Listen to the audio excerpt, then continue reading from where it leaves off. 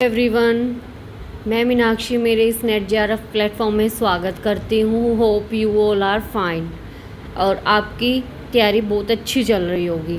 ठीक है, तो आज हम यूजीसी नेट के 2025 दिसंबर को लेकर लास्ट 3 मंथ की जो अपनी स्ट्रेटेजी है वो डिस्कस करने जा रहे हैं अपने सब्जेक्टिव पेपर ज्योग्राफी की। ठीक है, तो हमें क्या क्या चीज़ें याद रखनी है आज हम वो डिस्कस करेंगे। बहुत सी बेसिक चीज़ों के बारे में आपको पता होना चाहिए कि हमें अपनी तैयारी को कैसे शुरू करना है, किस किस बातों का या किस चीज़ का हमें ध्यान रखना है।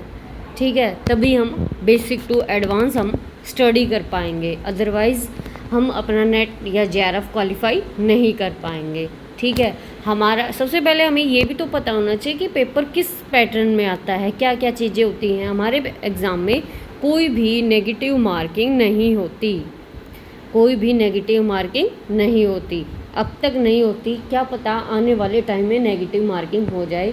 तो इसलिए अभी से अपना टारगेट सेट कर लो कि दिसंबर 2025 का एग्ज़ाम मैंने क्लियर करना है, मतलब करना है। ठीक है, ये चीज़ें नहीं होनी चाहिए कि नहीं कोई बात नहीं जून में आएगा। तो हमें पता होना चाहिए हमारा जो एग्ज़ाम है वो 2 सेशन में होता है। ठीक है, सबसे पहले हम समझेंगे पेपर का जो फॉर्मेट क्या रहने वाला है और पैटर्न क्या रहने वाला है। देखो, आपने बहुत सारी वीडियोस देखी होंगी, तो पैटर्न क्या होता है, एक अपना पेपर 1 होता है तो एक अपना पेपर 2 होता है। पेपर 2 जो होता है वो अपना सब्जेक्टिव पेपर होता है, लेकिन जो पेपर 1 होता है वो अपना कॉमन पेपर होता है सभी का। फॉर्मेट जो होता है अपने पेपर, जो हमारा फॉर्मेट होता है पेपर का, वो हम देखते हैं कि क्या अपना सिलेबस रहने वाला है। ठीक है, हम अपने सिलेबस के बारे में डिस्कस करते हैं इसमें कि पैटर्न क्या होता है, कितना डिफ़िकल्टी लेवल का पेपर आता है। तो हमें ये फॉर्मेट के बारे में पता होना चाहिए। सबसे पहले आपको पीडीएफ फाइल डाउनलोड करो, क्या अपना सिलेबस है, सिलेबस आपको पता होना चाहिए। बिना सिलेबस देखे आप कोई चीज़ कवर नहीं कर सकते। तो सबसे पहले हम बात करते हैं, हम पेपर 1 के बारे में बात करेंगे, हम पेपर 2 के बारे में बात करेंगे। सबसे पहले हम बात करते हैं अपने सब्जेक्टिव पेपर की। ठीक है, तो हमें ये भी पता होना चाहिए कि हमें क्या क्या पढ़ना है, क्या नहीं पढ़ना। हमने रिसोर्सेज के बारे में भी पता होना चाहिए। ठीक है, वो चीज़ें मैं आपको सजेस्ट करूँगी कि आपको क्या क्या टॉपिक्स पढ़ने हैं। ठीक है, कौन सी यूनिट आपके लिए सबसे महत्वपूर्ण रहने वाली है और कौन सी नहीं। तो बढ़ते हैं हम, हमारी कौन कौन सी यूनिट्स हैं। तो सबसे पहले हम अपनी जियोमॉर्फोलॉजी के बारे में पढ़ते हैं। तो जियोमॉर्फोलॉजी अगर आप खुद से पढ़ना चाहते हैं, सेल्फ स्टडी करना चाहते हैं, तो आपके लिए सविंदर सिंह की बुक बेस्ट रहेगी। ठीक है, अगर आप क्लाइमेटोलॉजी सेकंड अपनी यूनिट रहने वाली है, ओशनोग्राफी रहने वाली है। अपनी अपनी जो ज्योग्राफी है ना, उसमें 2 बुक सबसे इम्पोर्टेंट्स हैं, एक सविंदर सिंह की, एक माजिद हुसैन की। ठीक है, जो 4th यूनिट रहने वाली है अपनी वो है इन्वायरमेंट ज्योग्राफी। 5th है population and settlement geography. 6th है economic and agriculture and regional industrial, जिसमें हम ट्रेड ट्रांसपोर्ट इन सब के बारे में पढ़ते हैं। और जो 7th है अपनी कल्चरल है, सोशल है, पॉलिटिकल ज्योग्राफी है, और geographic thought, geographical technique, geography of India. ठीक है, ये अपनी 10 यूनिट्स हैं। ठीक है, अब हम जानते हैं कि अपने जियोमॉर्फोलॉजी में क्या क्या चीज़ें इंपॉर्टेंट हैं। तो सबसे पहले ये जान लो कि अपने जियोमॉर्फोलॉजी में जो क्वेश्चन पूछे जाते हैं वो ज़्यादातर अपने लैंडफॉर्म्स के बारे में क्वेश्चन आता है। ठीक है, लैंडफॉर्म्स के बारे में क्वेश्चन आएगा। ठीक है, लैंडफॉर्म्स के बारे में सबसे पहले यहाँ डिस्कस कर लेते हैं। लैंडफॉर्म्स के बारे में आ गया क्वेश्चंस, लैंडफॉर्म्स के बारे में आएगा। ठीक है, अपना अर्थ का जो एक्सटीरियर है, इंटीरियर है, अर्थ के इंटीरियर से हमेशा वहाँ से डिसकनेक्टिविटी से क्वेश्चन ज़रूर आता है। ठीक है, कभी कभी हमसे फॉल्ट माउंटेन पूछ ले जाते हैं। जैसे अपने माउंटेन्स होते हैं वो 3 तरह के होते हैं। ठीक है, ब्लॉक से, वोल्केनिक से, ये चीज़ें पूछ ली जाती हैं कभी कभी। ठीक है, तो हमें लैंडफॉर्म्स के बारे में तो आपको बिल्कुल 101% करके जाना है, क्योंकि ऑर्डर में क्वेश्चन हमेशा पूछा गया है और क्वेश्चन आते हैं। ठीक है, अर्थ इंटीरियर के बारे में, और आप जियोलॉजिकल टाइम स्केल को देख सकते हो कि कौन कौन से पीरियड में कौन कौन सी चीज़ें हुई हैं। मेन चीज़ें ये हैं जियोमॉर्फोलॉजी में। जो क्लाइमेटोलॉजी में हम पढ़ते हैं, हीट के बारे में, बजट के बारे में, हम ये सब चीज़ें पढ़ते हैं, ठीक है। इन्वायरमेंट ज्योग्राफी के बारे में हम स्टडी करते हैं, ठीक है। बिल्कुल डिटेल में हम देखते हैं कि हमें क्या क्या यूनिट्स में क्या क्या चीज़ें कवर करते चलना है, ठीक है। तो हम बात कर रहे थे अपने जियोमॉर्फोलॉजी की। लैंडफॉर्म्स मैंने बता दिया, कुछ हैजार्ड्स पढ़ लेना, ठीक है। और फोल्डिंग फॉल्टिंग ये मैंने बता दिया आपको। लेकिन हम क्या कर रहे हैं, जो आपको मेरे यूट्यूब चैनल पर क्लासेस मिलेंगी उसमें हम थ्योरी अलग से पढ़ रहे हैं। मतलब हर एक यूनिट की हम थ्योरी जो क्लास ले रहे हैं वो बहुत अलग से ले रहे हैं, कि एक हम थ्योरी अलग से कर रहे हैं और जो अपना अदर पोर्शन बच जाता है यूनिट में वो हम अलग से कवर करते हुए चल रहे हैं। अब कॉन्टिनेंटल ड्रिफ्ट थ्योरी प्ले देखो, अब इसमें continental drift theory, plate tectonic, ठीक है, डेविस का साइकिल, ठीक है, और एरी का भी, पार्थ का भी, बहुत सारी चीज़ें हैं, डेविस पेन का, बहुत सारी थ्योरीज़ हैं, स्लोप डेवलपमेंट के बारे में, ठीक है। तो यहाँ से बहुत सारी 4-5 थ्योरी अपनी कवर हो जाती हैं। तो सिर्फ अपना क्या बचता है, अर्थ मूवमेंट बचता है, ठीक है। उसके बाद अर्थ मूवमेंट, लैंडफॉर्म्स और हैजार्ड्स, एंडोजेनिक एक्सोजेनिटिव फोर्सेस, वेदरिंग वगैरह, ठीक है, क्योंकि अपनी थ्योरी कंप्लीट हो चुकी है, ओके। फिर हम बात कर रहे हैं क्लाइमेटोलॉजी की, जिसमें हम कंपोजिशन पढ़ेंगे कि कैसा स्ट्रक्चर होता है अर्थ का, क्या कंपोजिशन होता है, ठीक है। हीट बजट के बारे में स्टडी करेंगे, टेम्परेचर, प्रेशर, विंड्स के बारे में, हर एक टॉपिक को बहुत अच्छे से करते हुए चलेंगे। जो कोपेन की क्लाइमेट क्लासिफिकेशन है वो हम अलग से, अभी मैंने बताया थ्योरी पोर्शन हम अलग से कवर कर रहे हैं, ठीक है। अगर आपने अब तक वीडियोस नहीं देखी तो मेरे चैनल पर जाके NET मीनाक्षी पर आपको सब वीडियो की प्लेलिस्ट वहाँ पे मिल जाएगी। हम जियोमॉर्फोलॉजी को और थॉट को और ज्योग्राफी ऑफ इंडिया का कुछ पोर्शन हम कवर कर चुके हैं, फिजियोग्राफिक डिवीज़न तक।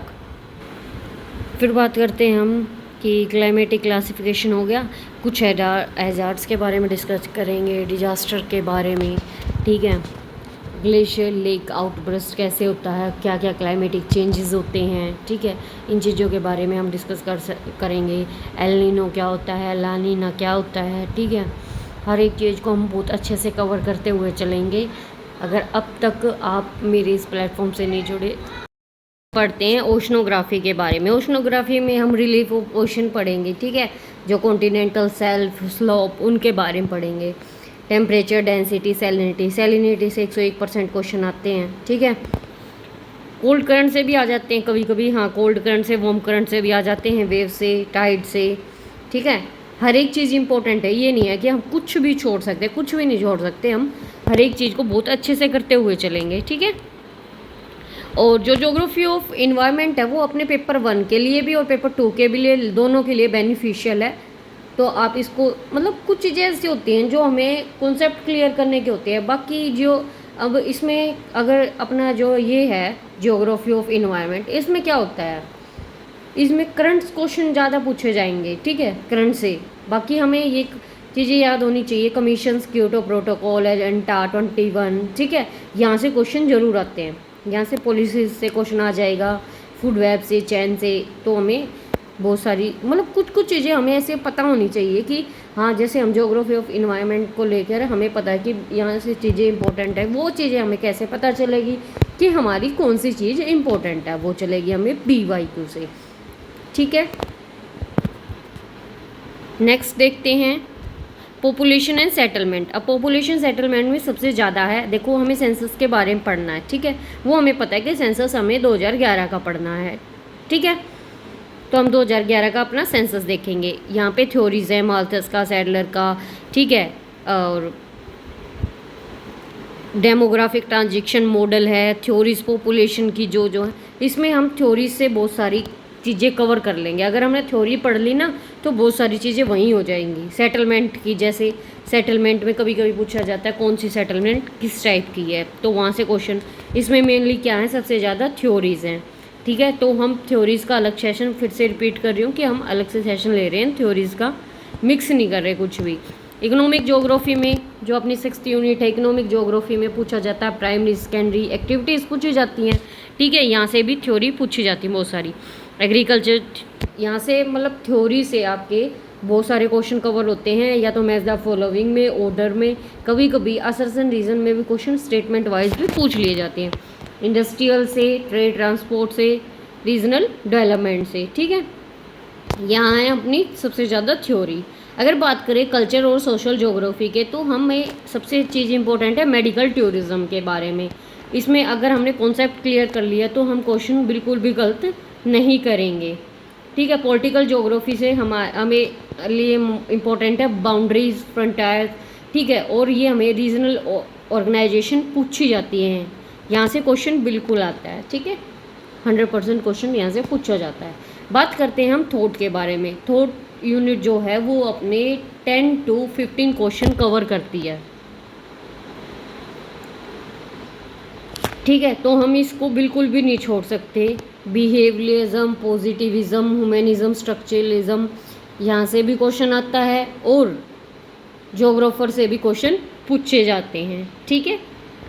ये यूनिट अपनी कवर हो चुकी है, आप मेरे चैनल पर जाके देख सकते हो। और जियोग्राफिकल टेक्निक से, GIS से क्वेश्चन आते हैं, रिमोट सेंसिंग से क्वेश्चन आते हैं, ठीक है। ये यूनिट आपको इतनी अच्छे से, इतनी बारीकी से करवाई जाएगी, ठीक है, कि आपका एक टॉपिक भी मिस नहीं होगा, ठीक है।